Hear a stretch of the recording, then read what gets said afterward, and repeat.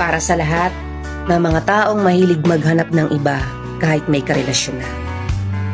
Hindi na tayo bata para maghanap ng mga bagay na wala. Siguro nga, may mga bagay na wala sa kanya, kaya hinahanap mo sa iba. Pero hindi mo ba naisip na sa bago mong ipinalit, meron ding mga bagay na wala sa kanya? Patuloy mo na lang bang hahanapin yung mga bagay na wala? Bakit hindi ka na lang kaya makontento sa kung anong meron ka? Baka isang araw, sa kakahanap mo sa mga bagay na wala, ikaw yung tuluyang mawalan. Tumandang mag-isa dahil nasasabik ka lang naman sa umpisa. Magaling ka lang sa umpisa. Sa umpisa kung saan nandun pa yung kilig. Wala pang problema at wala pang hindi pagkakaunawaan. Huwag ka masyadong mapaglaro pagdating sa pag-ibig.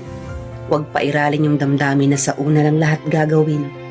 Matuto tayong pahalagahan ng mga taong tunay na nagpapahalaga at nagmamahal sa atin. Huwag kang pumasok sa isang relasyon kung hanggang simula lang ang alam mo.